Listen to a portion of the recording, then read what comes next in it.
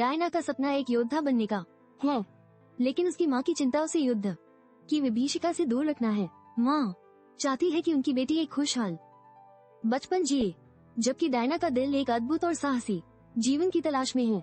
यह संघर्ष उनके आत्मिक संबंधों को और भी गहरा बनाता है। इसी बीच युद्ध के देवता एरिस का प्रवेश होता है, जो मानवता को नष्ट करने की योजना बना रहा है। यहाँ रोथ एक अद्भुत निर्माता आगे आता है और एक शक्तिशाली हथियार बनाता है, जो इस संकट का सामना करने के लिए जरूरी है। इस संघर्ष में न केवल युद्ध बल्कि मनुष्य की आत्मा भी दांव पर लगी है। डायना अपनी माँ की अनुपस्थिति में अपनी योद्धा बनने की ट्रेनिंग शुरू करती है। वह कठिनाइयों के बावजूद अपनी ताकत को पहचानती है और एक शक्तिशाली योद्धा बन जाती है। यह यात्रा उसकी आत्मनिर्भरता और साहस को दर्शाती है, जिसमें वो अपने सपनों की दिशा में कदम बढ़ाती है। अपने अद्वितीय कौशल के बलबूते डायना ने दुश्मनों के हमलों को नाकाम किया और अपने दोस्तों को बचाने में सफल रही। यह साबित करता है कि उसकी ताकत केवल उसकी शारीरिक क्षमताओं का परिणाम नहीं, बल्कि उसके आत्मिक बल का भी परिचायक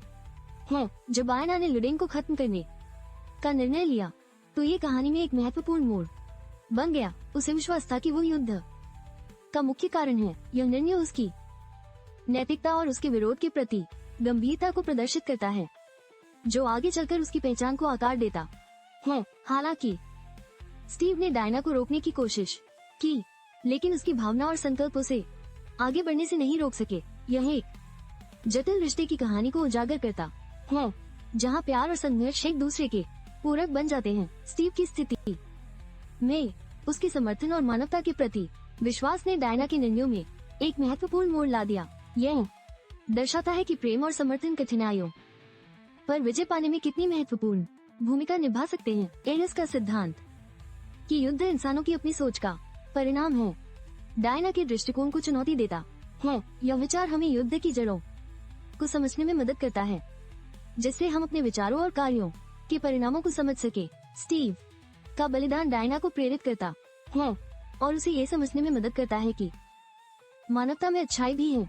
यह दर्शाता है कि कठिनाइयों के समय में भी उम्मीद और प्यार का दीप जलता रहता है। डायना का काम एक संग्रहालय में मानव विज्ञान और पुरातत्व पर केंद्रित है, जिससे उसकी बुद्धिमत्ता और ज्ञान का परिचय मिलता है। यह उसकी पहचान को और भी गहराई से स्थापित करता है, क्योंकि वो केवल एक योद्धा नहीं, बल्कि एक विदुषी भी है।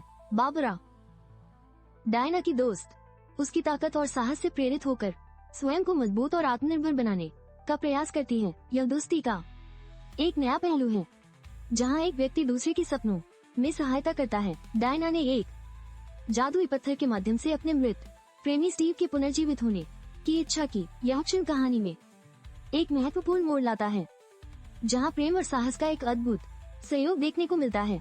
मैक्स स्वान एक खतरनाक योजना बना रहा है, जिससे वो दुनिया भर में अराजकता फैला सकता है। यह चुनौती डायना और उसके दोस्तों के सामने एक नई परीक्षा की आवश्यकता पैदा करती है, जिससे उनकी साहस और एकता का वास्तविक परीक्षा होती है। डियाना और स्टीव एक योजना पर चर्चा कर रहे हैं, जिसमें स्टीव डियाना को अपनी इच्छाएं वापस करने के लिए मनाने की कोशिश कर रहा है। यह चर्चा न केवल रणनीतिक है, बल्कि उनके रिश्ते के भावनात्मक पहलुओं को भी उजागर करती है। बाबरा ने अपनी शक्तियों को बनाए रखने के लिए डायना का सामना किया, जिससे दोनों के बीच तनाव बढ़ गया। यह क्षण दर्शाता है कि कैसे मित्रता और प्रतियोगिता दोनों एक साथ मिलकर एक नई कहानी का निर्माण कर सकती हैं। बाबरा ने अपनी शक्तियों के लिए एक खतरनाक इच्छा की, जिससे दुनिया में अराजकता फैल गई।